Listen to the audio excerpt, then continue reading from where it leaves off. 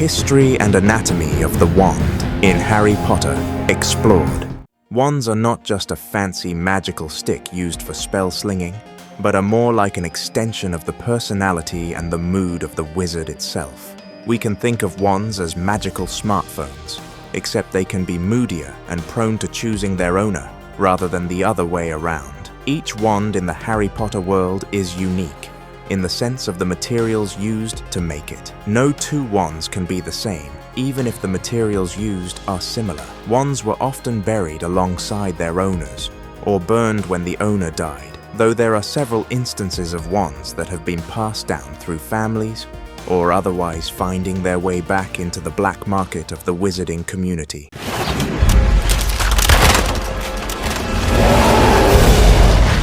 Of course, there are rules and regulations governing the usage of magic.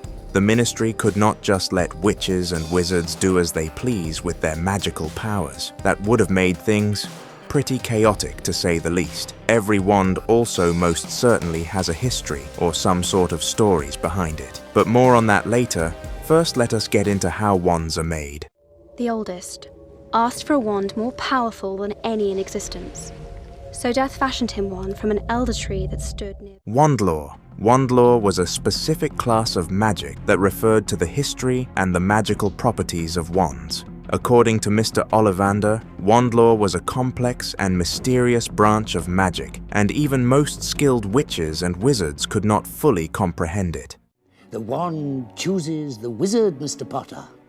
The idea that a wand chose its owner, and the fact that it could also switch allegiances, is a part of Wandlaw. Wands possessed a force of magic that itself had its own boundaries where none could go beyond. This was similar to Newton's laws of motion and other forces, and were known as the subtle laws of wands. Wandlaw basically has what can be said as a set of 3 rules. The first and the most prominent rule of Wandlaw was that the wand always chose its owner and not the other way around. Even though wands are pretty much unthinking objects, they had the ability to judge the person that were holding them and deciding whether the wizard or wizard was a compatible match, and they had a sense of loyalty towards their owners. A wand choosing to work for a witch or a wizard was said to give them its allegiance. The second rule of Wandlaw stated that the relationship formed between the witch or the wizard and the wand was a complex one, and that they would grow with experience over time. The wand learns from the experiences of the witch or the wizard, and vice versa. The third rule of Wandlaw is that a witch or a wizard might channel their magical powers with any wand, whether their own or an entirely different wand. The best results, however, came when there was a great likeliness or a connection between the owner and the wand. When the wand chosen its owner, it is said that the owner had fully mastered the wand, and they could be assured best results with it. This close and special bond between the owner of a wand and the wand itself seemed to go both ways. If this bond was somehow broken, and the loyalty of the wand had changed to a new owner, the older owner was better off getting a whole new wand, rather than continue to use the older wand, as it would no longer be performing at its peak in the hands of its previous owner. Notably, when Voldemort tried to kill and torture Harry using the Elder Wand, it had no effect on him and was completely unharmed. This was because of the previous events, which had made Harry the true owner of the Elder Wand.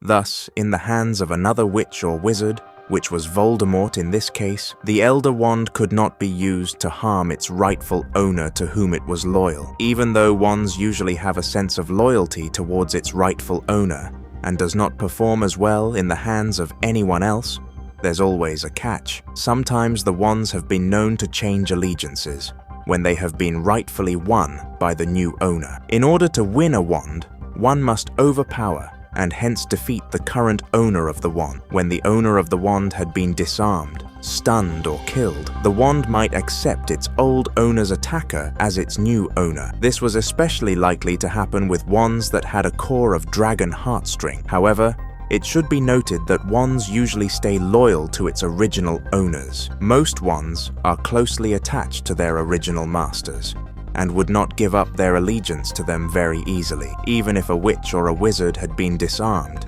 the wand might have had developed some sort of affinity with its original owner and would not give up its allegiance easily. Asked for a wand more powerful than any in existence, so Death fashioned him one from an elder tree that stood nearby. The only wand which was an exception to this was the Elder Wand. The Elder Wand completely changed its allegiance to whosoever could win it from its previous owner. The Elder Wand was truly loyal to only one thing, and that is strength. Whoever was strong enough to win it from its previous owner would become the true owner of the Elder Wand. Every powerful thing has its flaws.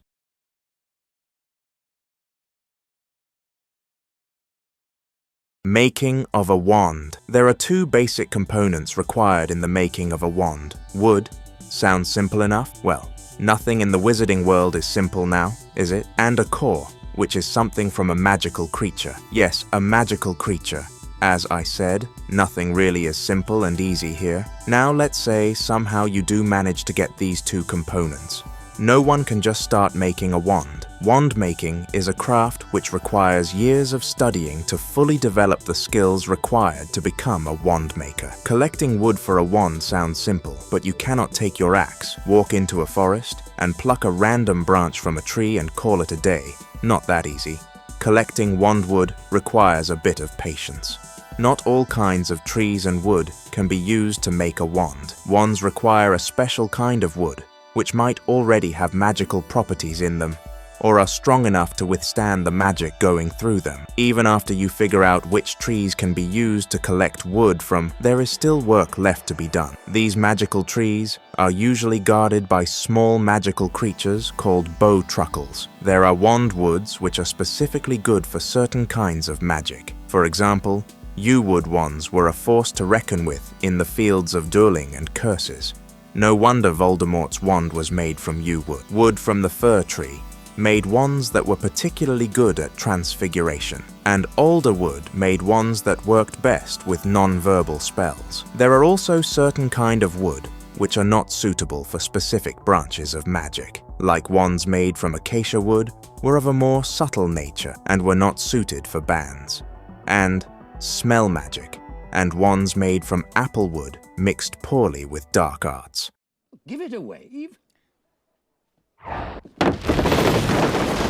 Some of the other popular type of wand woods include ash wood. Wands made from ash wood sticks to its one true owner and should not be passed down or gifted to someone else, as it would then lose all its power and skills. Blackthornne. Blackthornne is a very unusual type of wand wood and has the reputation of being best suited to a warrior. Elder wood. The wood from the elder tree is said to be the rarest type of wand wood of all. It is also said to contain powerful magic and is reputed to be deeply unlucky. It takes a highly skilled wizard to keep the ownership of an elder wood wand for a long period of time. Chestnut.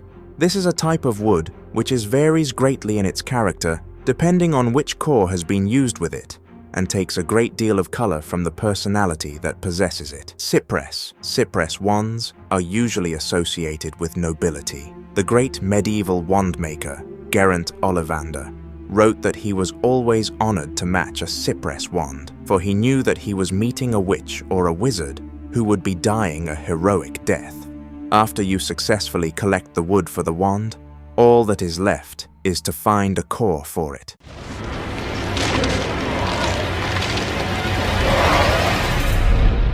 The core has to be a part of a magical creature, all the best acquiring it if you are inexperienced with magical creatures. These magical cores enhance the magic of a wand, or give the wand woods its magical abilities. Without these cores, wands would just be pieces of wood, even if it came from a quality tree. Interestingly, it has been seen that certain wand woods react with certain kinds of cores in unique ways, which in turn affects the wand's personality and its magical abilities. Holly wood and phoenix feather were a rather difficult combination due to their opposite natures, but when such a wand found its perfect match, nothing and nobody were able to stand in its way. A wand made from cherry wood with a core of dragon heartstring was advised not to be paired with a witch or a wizard who lacked exceptional self-control and strength of mind. A wand made from ash wood was totally loyal to its one true original master and would lose power and magical abilities if passed on to someone else, especially if it had a core of unicorn hair. The core of a wand was also known to influence the general character of wand as well. Garrick Ollivander avoided using Velar hair as a core for wands because he believed such cores usually made pretty unpredictable wands. Imagine losing control of your wand mid-spell. Another pretty interesting type of wand core was thestral tail hair. Wands having such cores could only be mastered by a witch or a wizard who was able to face death, which is one of the reasons as to why Voldemort was not able to master the Elder Wand. There are a various number of cores to choose from, the famous few being Dragon Heartstring, Phoenix Feather, and Unicorn Hair. Every core, of course, has its own advantages and disadvantages. For example, Dragon Heartstring, as a wand core, produces powerful and flamboyant magic that learns spells quickly but is easily corrupted by dark arts and is prone to accidents. While loyal to its owner, its loyalty can be swayed if won from its first master. Phoenix Feathers are one of the rarest kinds of wand cores. While they are capable of the greatest range of magic, Phoenix Feather wands are the pickiest when it comes to owners and are known to sometimes act of their own accord. Unicorn Hair core wands are the least likely to be corrupted by dark arts and generally produce the most consistent magic and remain strongly attached to their first owner. The only minor downside of Unicorn Hair core is that it may die and need replacing if seriously mishandled. Other, rarer cores include Thunderbird Tail Feather, a core of the tail feather of a thunderbird made for extremely strong wand, and strong wands generally mean a higher level of difficulty in mastering it. Wands having such cores were able to sense danger and were known to cast curses on their own when supernatural dangers were near. Such wands were also good for transfiguration. White River Monster Spine. Wands with a core of the White River Monster Spine are known to produce spells of force and elegance. Rogaru Hair. Wands having a core of the Rogaru Hair were known to have an affinity for dark magic, like vampires to blood. Horned Serpent Horn. Such cores made for exceptionally strong wands. Wands having a core of the Horned Serpent Horn were sensitive to parcel tongue and vibrated when it was being spoken to. They also used to emit a low musical tone to warn their owners about danger. Curupira Hair. Wands with a core of Curupira Hair were pretty unstable. They were known to choose talented people as their owners. African Mermaid Hair. African Mermaid Hair possessed a certain magical property. If anyone other than its rightful owner tried to pick it up, it would give them a shock. Loyalty at its best. Length and flexibility of a wand. Expecto Patronum! Another small characteristic which makes a wand unique from other wands is its length and flexibility. All wands have their own individual lengths, usually between 9 to 14 inches. Though rare, shorter, and longer wands than the usual length range do exist. Longer wands are most likely to suit witches and wizards with a big personality, or those who use a more spacious and dramatic style of magic. On the other hand, shorter wands usually chose witches and wizards who lacked some personality traits, like Professor Umbridge. Oh, we all know what kind of a person she was. The rigidity and flexibility of a wand describes the willingness to change and adapt of the wand and wizard pair, although this characteristic should not be considered separately from the wand wood, core, and length, and also the owner's own life experience and magic style, all of which would combine together to make the wand in question unique. Damage to a wand.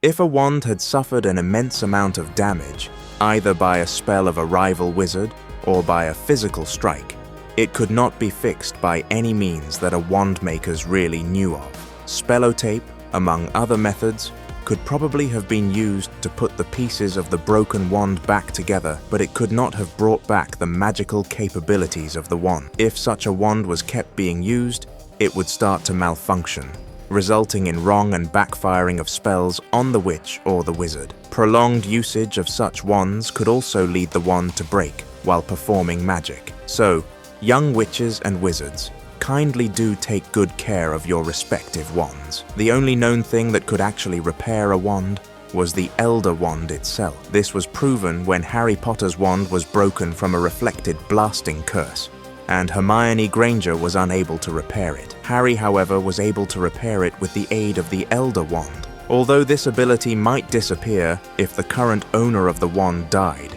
since most of the wand's magical powers would then disappear. Wilting of a Wand. The wilting, or the death of a wand, was an occurrence when the wand lost all its magical powers, which prevented its further use in magic. It usually happened due to some kind of stress in the relationship between the owner and the wand. Wands with a core of unicorn hair were more prone to wilting when seriously mishandled. This phenomenon most often occurred with hazel wands, which more often than not bonded very strongly with their owners. After the owner's death, such wands lost all of its magical capabilities. Sycamore wands would also start wilting if they were allowed to become bored by the usage of monotonous spells. Please don't let your wands die out of boredom of all things. In this particular case, wilting was followed by the wand bursting into flames on its own accord. Pretty dramatic. It was also possible for the wands to die of shame if the wands could not properly follow the orders that their owners were giving them. This phenomenon was curable by replacing the core of the wand, unless the original core was of unicorn hair, in which case there was no hope, and the wand would have actually died, as opposed to simply wilted. Where can we get a wand? A wand? Well, you want Ollivanders. There ain't no place better. Now that we have gone over the factors pertaining to the making of a wand, the question arises, from where can we actually get a wand? Since we already know, no one can simply make a wand. The most reliable and famous place that we know of is, of course, Ollivander's, the goat. Located in the Diagon Alley, it was started by the Ollivander family in 382 BC and has been a go-to place for witches and wizards who are in need of a wand since then. Any witch or wizard who are over the age of 11 can buy a wand at Diagon Alley. However, there are some exceptions as to who can own a wand. House elves and goblins are not allowed to own a wand, and neither are students who are expelled from Hogwarts before giving their ordinary wizarding level exams, or OWLs. In some families, wands might be inherited, either out of sentimental value or because of a tight financial condition. We have seen Neville Longbottom using his father's wand and Ronald Weasley using his older brother Charlie's wand. While it was debatable as to whether or not wands could fully be truly mastered when obtained via inheritance, it has been known to work a bit better than wands chosen at random, and hence, this might be the next best way to obtain a wand, if the initial selection was not possible. However, we have seen that both Ron and Neville were more successful in using magic, with wands bought from stores that had actually chosen them. Rites of usage. I will not be lectured by the man who let Gellert Grindelwald slip through his fingers. The right to carry a wand at all times was established by the International Confederation of Wizards in the year 1692. This was due to the fact that the wizards were being forced into hiding as the Muggle persecution was at an all-time high. According to Clause 3 of the Code of Wand Use, non-human beings, such as goblins and house elves, were prohibited from owning and using wands. No known formal rule or prohibition exists against Muggles being in possession of a wand, as they would not be able to use them anyway, owing to the fact that they did not possess any magic. However, the possession of a wand by a Muggle could be considered as a breach of the International Statute of Wizarding Secrecy. How do wands work?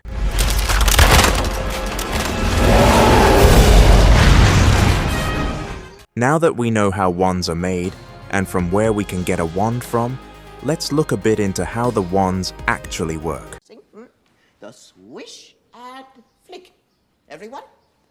Wands do not just create magic by themselves, instead they channel the owner's power and help them to perform complex charms and spells. The wands learn from their owners, and thus, a wand belonging to someone else will not work quite rightly for someone who is not its rightful owner.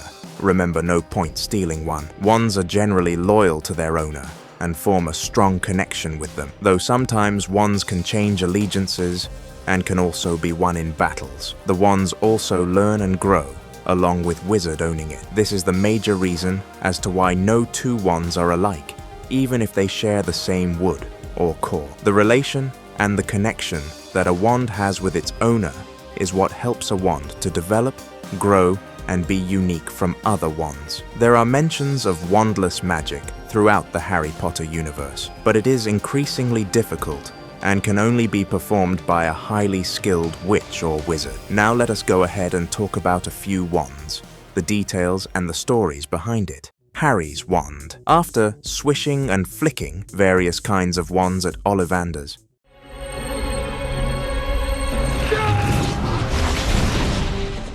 finally, an 11-inch long wand made from Hollywood.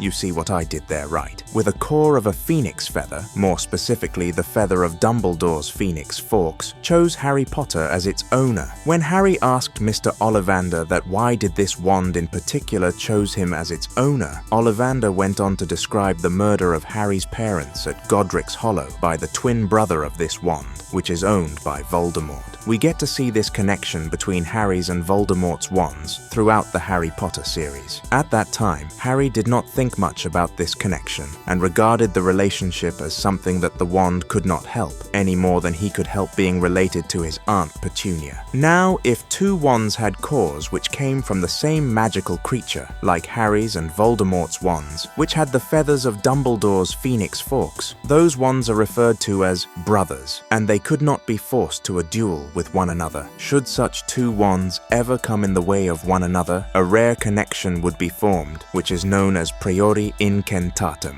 When the connection was formed, the wands battled to merge a golden orb into the other's wand. The wand which successfully able to push the orb into the other was the winning wand, and the losing wand then created echoes. We can see this particular connection take place during the duel between Harry and Voldemort at Little Hangleton. The two wands recognized each other as brothers and refused to attack one another. A battle of wills began, and Harry's wand forced Voldemort's to create echoes of its most recent spells in a reverse order. This resulted in the emergence of the spirits of Harry's parents, Bertha Jorkins, Frank Bryce, and Cedric Diggory, who had been recently murdered. After Harry broke of the connection, they lingered for a while to hinder Voldemort and the Death Eaters and gave Harry enough time to escape. After the connection of the two brother wands through the means of priori incentatum, the two wands came to know one another and might even react to one another even without the consent of their respective owners. Under some special circumstances, the wands may even recognize its brother's master. For example, Harry's wand recognized Voldemort and attacked him during the Battle of the Seven Potters, even though Voldemort was using Lucius Malfoy's wand. The Hollywood wand was almost a perfect match for Harry. This particular type of wood works well with owners who require help controlling their temper and are actively engaged in some dangerous and spiritual quests, basically Harry's day-to-day routine. Harry had a pretty bad temper and was very impulsive. The quest to find the Horcruxes at Voldemort's house was tested his very limits and shook the faith that he had in himself and others around him, but at the same time also made him a stronger individual. Harry wielded this wand throughout his career at Hogwarts. Over the years, he demonstrated his growing magical skill, particularly in defense against the dark arts and dueling.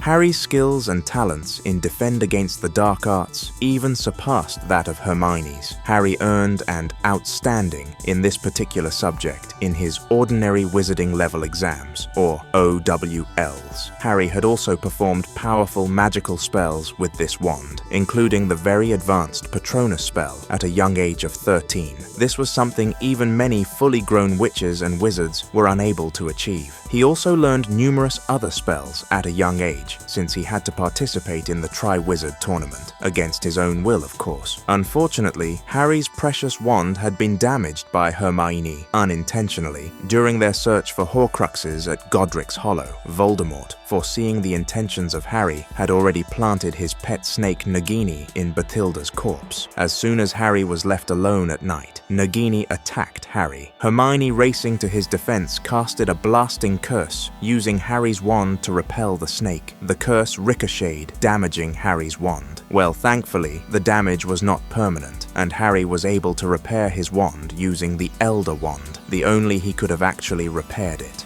Tom Riddle's aka Voldemorts Wand.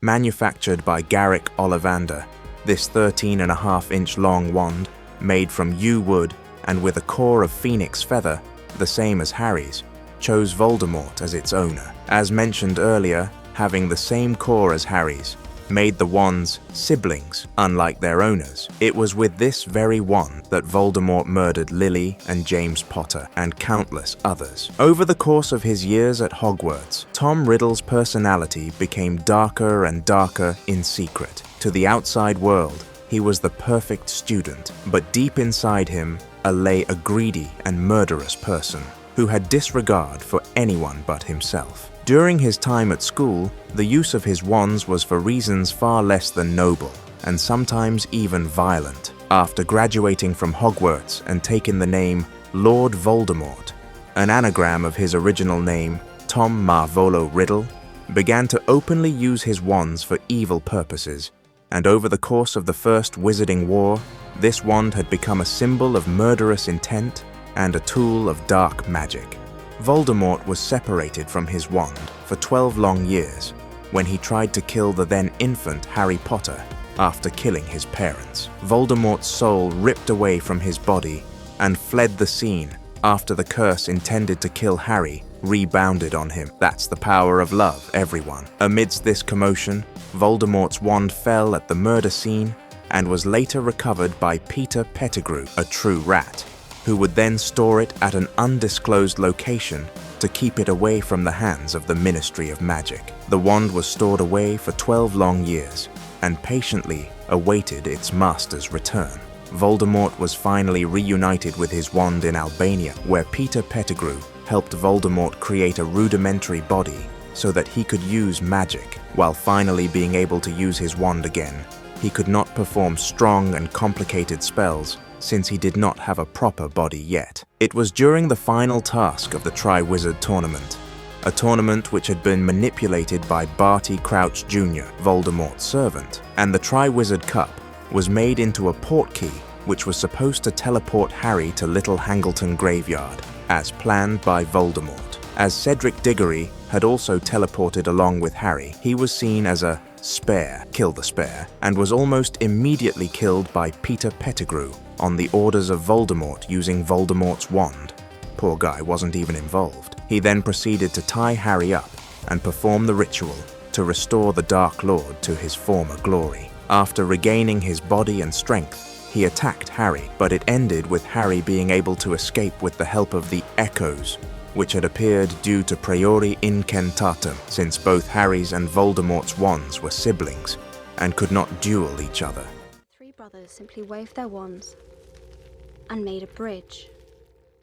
The Elder Wand. According to the Tale of the Three Brothers, the 15 inches long wand, made from elder wood and a core of thestral tail hair, was created by Death himself. It was one of the three magical objects, or the Deathly Hallows, the other two being the Resurrection Stone and the Cloak of Invisibility. The Elder Wand is said to be able to perform feats of magic, which would otherwise be impossible to perform. It is also the only wand which is capable of repairing other wands. The elder wood which was used to create the wand is said to contain the most powerful magic, and was the rarest of all the wand woods. It is also said to be the unluckiest and much more difficult than any other wand to master. The thestral core was also a tricky substance which could only be controlled by wizards who had mastered death. Well, you do have to work hard for the best of things. The Elder Wand, also known by the names the Death Stick and the Wand of Destiny,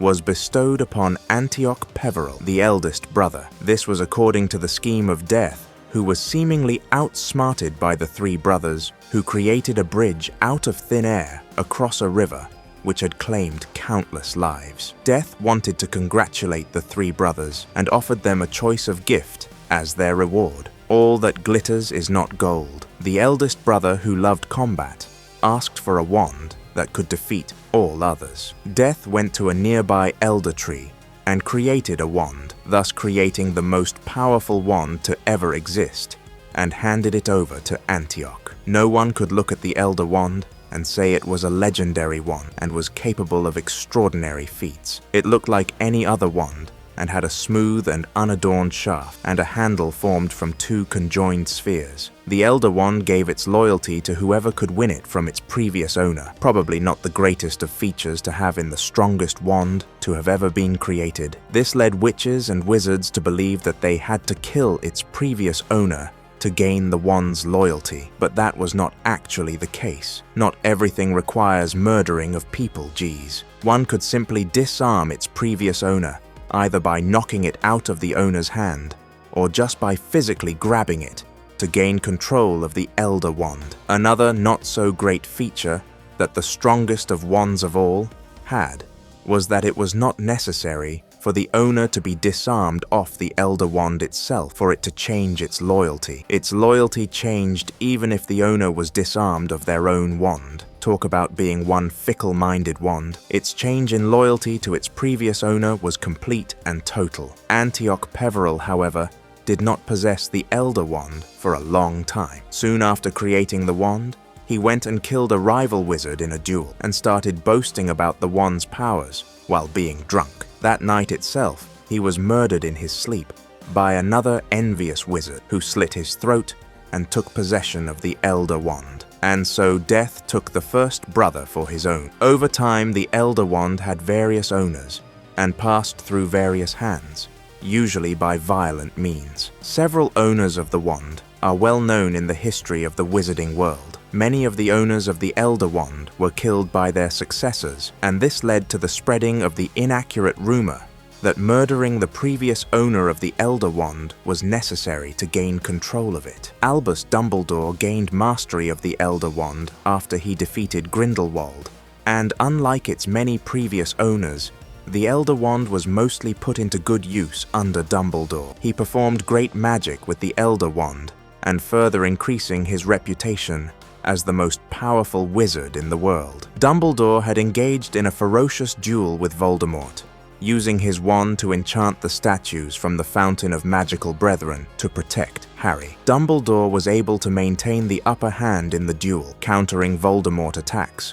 while Voldemort was able to counter or dispel Dumbledore's hail of assaults, and was ultimately forced to flee. The successor of the Elder Wand after Dumbledore was, very surprisingly and without his own knowledge, Draco Malfoy. Dumbledore had planned his death by the hands of Severus Snape, and Snape had reluctantly agreed to it. This was to save himself from a more agonizing death later, and also to ensure the power of the Elder Wand died with him, as he would not have been defeated, and thus the ownership of the wand would not be transferred to anyone. But what Dumbledore had not taken into account was Draco Malfoy disarming him at the Astronomy Tower before Snape arrived to kill Dumbledore, and thus unknowingly becoming the new owner of the Elder Wand. This confusion also led to the death of Severus Snape by the hand of Voldemort. Voldemort, after recovering the Elder Wand, which was buried alongside Dumbledore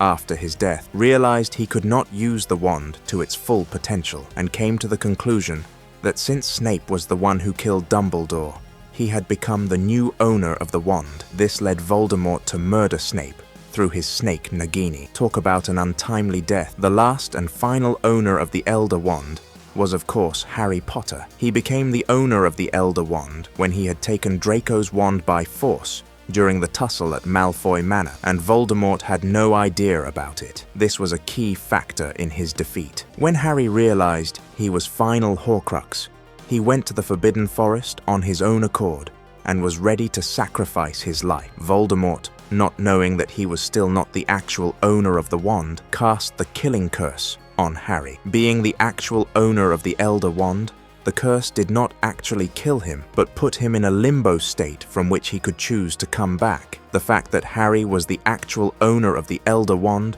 was revealed to Voldemort by Harry himself when they faced off for the final time at the Battle of Hogwarts. Despite this, Voldemort went on to cast the killing curse against Harry's disarming spell. However, due to the wand's allegiance to Harry, Voldemort's spell backfired and ended up killing him once and for all. Pretty funny death for the Dark Lord, is you ask me. After Voldemort was defeated, Harry decided that he would bury the Elder Wand alongside Dumbledore, and when he died a natural death, the powers of the Elder Wand would also die with him. Harry only used the Elder Wand to repair his own wand.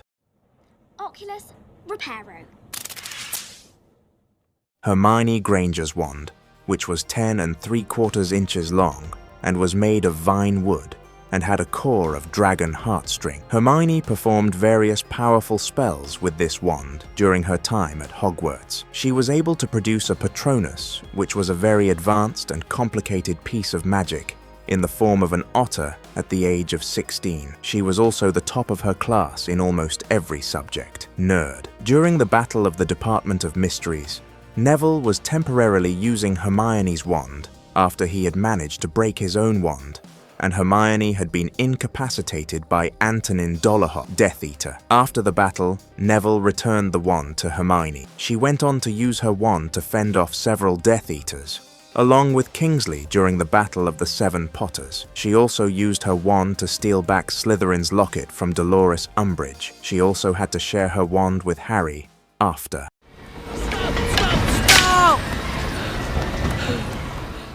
Ronald Weasley's Wand. Ronald Weasley's second wand, which was 14 inches long and made of willow wood and had a core of unicorn hair. The wand was made by Garrick Ollivander and was better suited for Ron than his first wand, which he had inherited from his older brother, Charlie. Ron first used his wand to turn a boggart, which had assumed the form of a giant spider, into a legless spider, with the boggart banishing spell in defense against the dark arts. Ron used his wand during the battle in the Department of Mysteries Hall of Prophecy against the Death Eaters. He also used his wand during the Battle of the Astronomy Tower against the Death Eaters.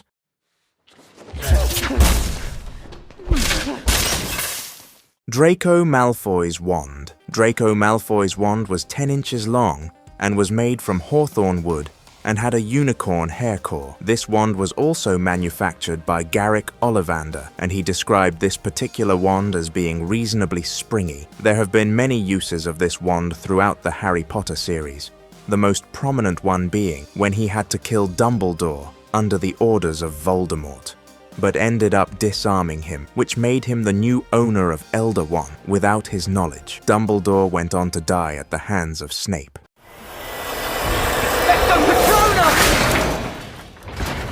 Blackthornne Wand. This 10-inch long wand made from blackthorn and an unknown core material. This wand originally belonged to a snatcher. The Blackthornne Wand has been described as being clumsy and unwieldy when compared to Harry's original Hollywood Wand. Not only did this wand cast weaker spells, it also required a lot of effort on Harry's part to cast the spell in the first place. Harry realized that this particular wand did not work very well for him, as he did not win it from its previous owner. He overall did not like the wand, but because of the fact that his original wand had been damaged, he had to keep using the Blackthornne Wand until he found a replacement. Desperate times calls for desperate measure.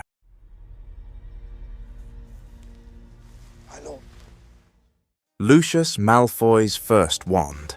The head of the pureblood Malfoy family, Lucius Malfoy's first wand was made out of elm wood and had a core of dragon heartstring. This wand was concealed within Lucius Malfoy's snake cane. The wand fit into the walking stick, similar to a sword into a scabbard. The wand itself was a family heirloom and was probably inherited by Lucius Malfoy from an ancestor. Lucius had the ownership of this wand for the maximum part of his life, but when he was taken to Azkaban, Draco, his son, came into the possession of the walking stick, though he never really used his father's wand and stuck with his own. After being released from Azkaban, Lucius regained the possession of his wand, but it was shortly taken by Voldemort, who had realized that he could not defeat Harry by his own wand, as his and Harry's wands shared the same core and were brothers. The wand was destroyed by Harry in the Battle of the Seven Potters while in the possession of Voldemort.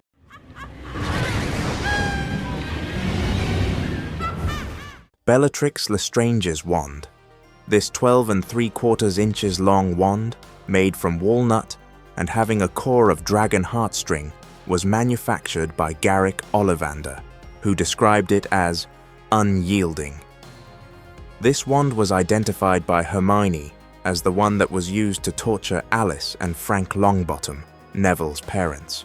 It is very likely that Bellatrix Lestrange used this wand both before and after her imprisonment at Azkaban, possibly since the age of 11. She used in the Battle of the Department of Mysteries and killed her cousin and Harry's godfather, Sirius Black, with it. She also used it to perform an unbreakable vow between Severus Snape and her sister, Narcissa Malfoy, at Spinner's End. Bellatrix kept using this wand until Ronald Weasley finally disarmed her at Malfoy Manor after she had tortured Hermione with it. Hermione used the wand during her impersonation of Bellatrix to break into her vault at Gringotts Wizarding Bank, but found wielding it to be distasteful, since not only did she not win its allegiance, but of the criminal activities associated with it. There have been mentions of several other wands as well, namely Victor Krumm's wand, which was one of the final wands made by Q. Gregorovitch, Neville Longbottom's wand, which he had inherited from his father, Professor McGonagall's wand, which was 91.5 inches long, made from fir wood and dragon heartstring core, was manufactured by Garrick Ollivander and was well suited for transfiguration. Hence, after this detailed analysis of the various kinds of wands, we understand why they are the most significant and important instrument that a witch or a wizard must definitely possess. Remember, the relation between the owner and the wand is almost 50-50. A wizard, no matter however great and powerful he might be, will not be able to use his full capabilities if he owns a mismatched and broken wand. On the other hand, it is of no use if someone with a lower capability of magic is in the ownership of a highly powerful wand if he cannot use it to its full potential. Wands are most certainly a part of the personality of witches and wizards. Many of the wizards are known simply by their wands. For example, Voldemort.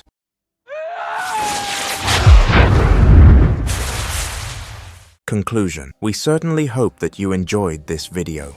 The world of wands is a vast and complicated place. We most certainly should not take wands to be just a simple, fancy, magical stick of wood. Each and every wand has its own history and has a unique story to tell. Do let us know in the comment section about your favorite wand and what wand you think would have selected you if you were in the magical world of Harry Potter. And if you were given a choice, would you also have buried the Elder Wand away like Harry did, or would you have some other use for it? Until next time.